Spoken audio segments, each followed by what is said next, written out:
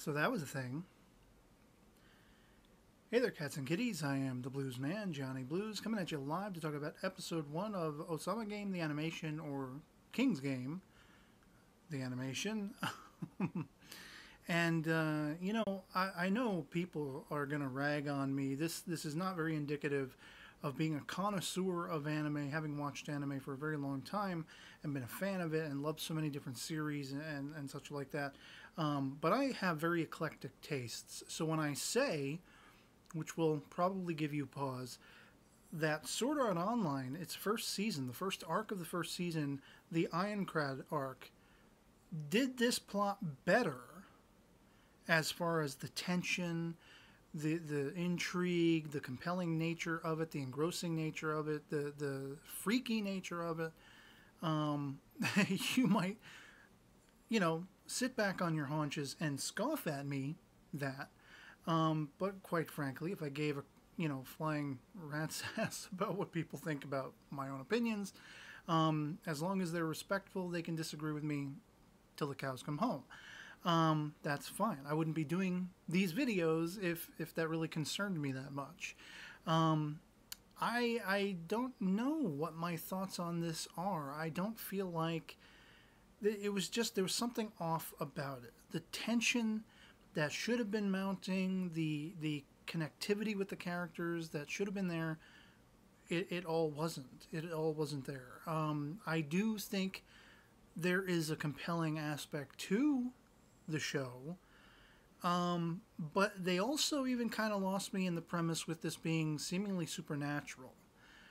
I wish, if it had to be supernatural, I wish it was sci-fi fantasy supernatural, more pointed toward like a Bond movie franchise supernatural quality, where there is some person or organization behind this, a la Batum, stuff like that, rather than there being seemingly demons and monsters and a devil and like the king, who is operating the king's game is the devil or something, some force of evil that can track you down no matter where you are and discombobulate your brain and make you commit suicide or have things happen, supernaturally to your body to make you die and such. It's like, I don't know what they're going for exactly. In a nutshell, the plot being, new cat transfers into a brand new school. We see a nightmare calling back to something that happened to him in his previous school, which is he's the lone survivor. I was kind of reminded, this is like Freddy's Dead, the Final Nightmare, the anime, in a sense. Because it's the last survivor of something that could reach you, again, supernaturally, omnipotently, anywhere you are, no matter what you're doing, asleep or awake, it can reach into your life and snuff out your flame, the flame of your life. And so he transfers in, and he's very distant. He doesn't want to get too involved with anyone. He's even downright mean and scolding. Shades of Squall Leonhardt, which was a situation I remember defending Squall Leonhardt, having lost my parents early on in life. And he was afraid to really connect to other people for the fear of endangering them or losing them and being the lone survivor. And that's kind of what this character in this show is going through. He even lost a girlfriend, or at least that is the implication. It's somebody he was very closely infatuated with, and it looks like they were very intimate together. And she seemingly died of having her limbs explode off of her body, and I don't know. So he comes to this new class. He doesn't want anything to do with anybody, but you got this nice, boisterous girl who is all bouncy and lovable and friendly and not taking no for an answer, not taking things lying down. She's going to impress upon him one way or the other that we can all be friends. And she's very much the cheerleader to that cause, and all the rest of the class, they're very, let me put it this way, they're very forgiving with the attitude he shows them, and then he runs out of class. She decides to skip class to go talk to him. It's love at first sight for her. So when the text messages, which is how you find out you're playing the King's Game unwittingly, when they start pouring in, the first one is, oh, these two have to kiss. Our main character and this boisterous, fun-loving girl have to kiss. And everyone automatically accuses him of being the author of the text message. Everyone got it. And they think it's some ploy by him, some really cheap, stupid ploy. Because he likes her and he can't admit to it. He's embarrassed, whatever. So he made up this whole... Who the hell would do that? Who would suspect somebody of doing that? And he's, per his internal monologue, this is the same thing all over again. Nobody believed it the last time, but he was one of the people who didn't believe it, subsequently back then. Now he is the chief herald saying, no, this is real. We're all going to die. And they won't hear it. They won't have it. They're choking them. And the one kid's like, you better knock this off, or I'm going to knock you in the next Sunday. And eventually they have like the little track meet and whatever, and this is how he starts to warm to everyone, and it wins him over, that kind of thing. He feels like, wow, I haven't actually had fun in the longest time because of the drastic, hellacious nature of this framework surrounding my life all of a sudden, and anyone whose lives I can commingle with. And so, like, at the last minute, at the 11th hour, she tracks him down. Shades of Koitouso, the first episode, where it's right down to the wire. Far less compelling than Koitouso's first episode. But she tracks him down, and he mistakenly thinks another text message mocking him, oh, did you kiss her within time enough that you'll both survive, comes in, and he thinks it's the signal that, oh, it's midnight, it's too late, one of us or both of us are about to die. And she, kisses him because she likes him. She confesses her interest in him immediately. And all out. Bears all. And so they're both saved. But then, like, it's, I guess, the very same night, then a whole bunch of other texts went out saying anyone who is, who goes to sleep is going to die. And so a whole bunch of their fellow classmates they've hung themselves because of whatever this discombobulation that's happened to their brains and their bodies. And he manages to get to one of their houses, breaks in, deadbeat dad at the door is like, what are you doing in my house? And like they go to the kid's room, which is thankfully marked with the name, of the kid on the door. And there he is about to be hanging himself, but he's completely gone anyway. He's not the person, he's not recognizable as their son anymore. His face, his eyes are bulging and everything. Very grotesque scene. And you keep getting these intermittent, shots of the other boys and girls that have hung themselves because they were already asleep. Touching again upon that supernatural aspect. If there was some kind of mind control or biochemical agent that was at play here, some kind of grand, espionage, tactical manipulation, I would be much more compelled. But because it's seemingly supernatural, demonic, from hell, the evils from hell, I don't know. It's just, I don't know what to make of it. But so he has the chick, boisterous girl. I haven't learned any of their names yet, by the way. I'm not sure I care. Not sure if I'm going to be watching more of this. And if I do, I don't think I'm going to be reviewing it in video format unless I have rants to express. It will likeliest be something I write up reviews for after every episode if I continue watching it over my Facebook account, which you can feel free to friend me on, if you so desire. Of course, that's all up to you. Talk about anime. It's a nice way to go back and forth talking about anything I don't happen to cover here. But, they get all of the rest of their surviving classmates together, and the one, a-hole that was getting up in his face earlier for being stupid, air quotes, and lying, and he's trying to convince them all of what happened, that he has a background with this. This followed him from wherever he came from. So in a sense, he's kind of to blame.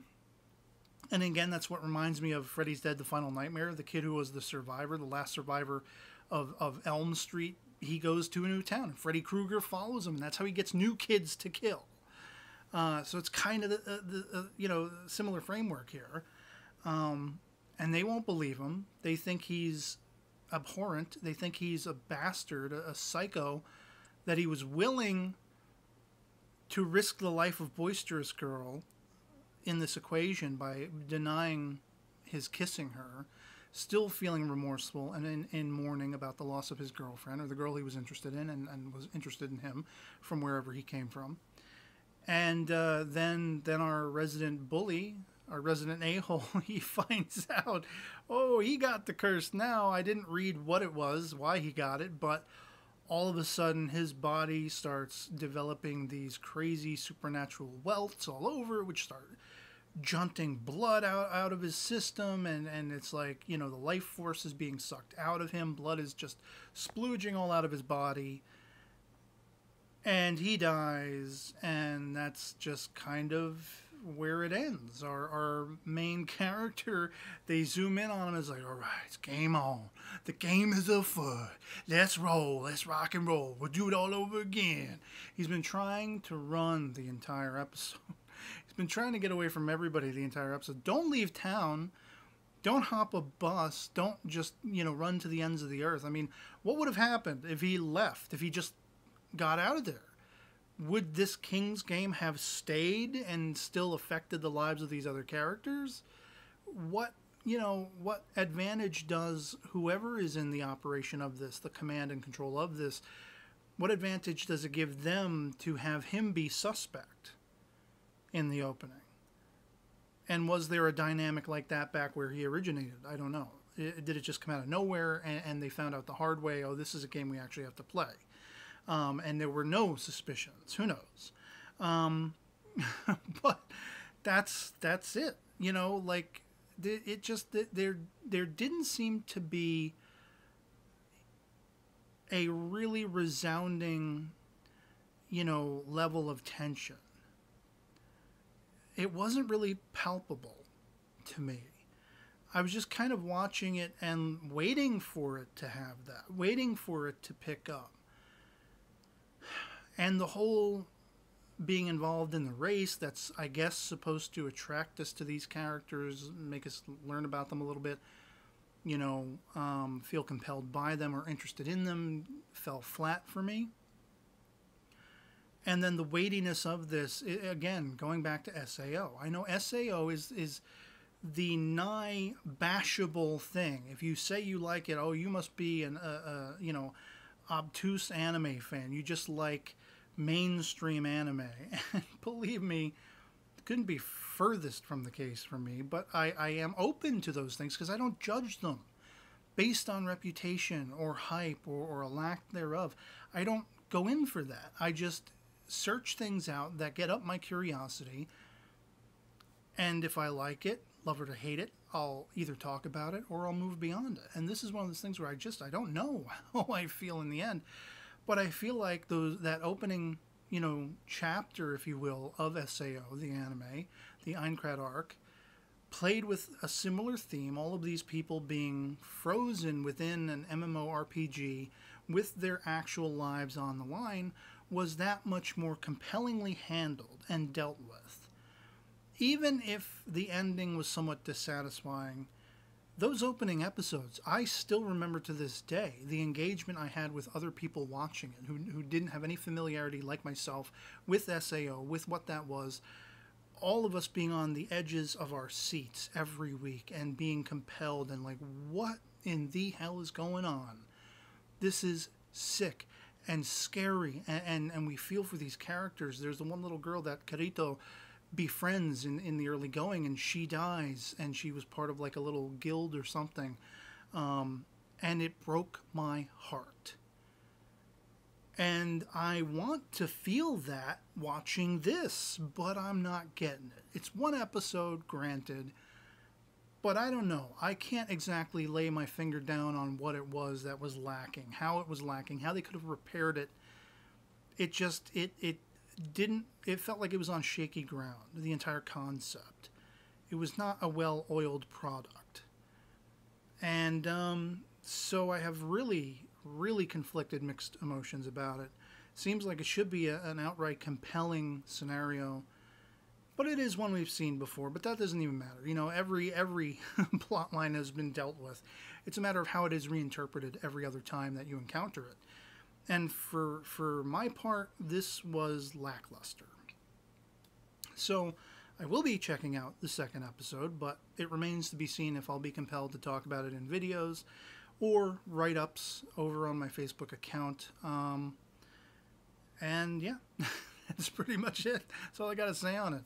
Love to hear from you guys in the comments below. If you feel like engaging in conversation, what you thought about the first episode of Ousama Game, the animation, or the King's Game, whatever it is, and if you agree, if you think I'm smoking the peace pipe and I'm completely out of my gourd and you loved every dripping minute of it, if you think it's sacrilegious for me to say anything, you know, in the positive about Sword Art Online in any estimation, GGO is where it's at, by the way. Sword Art Online 2, GGO. That GGO arc was the best, in my humble opinion.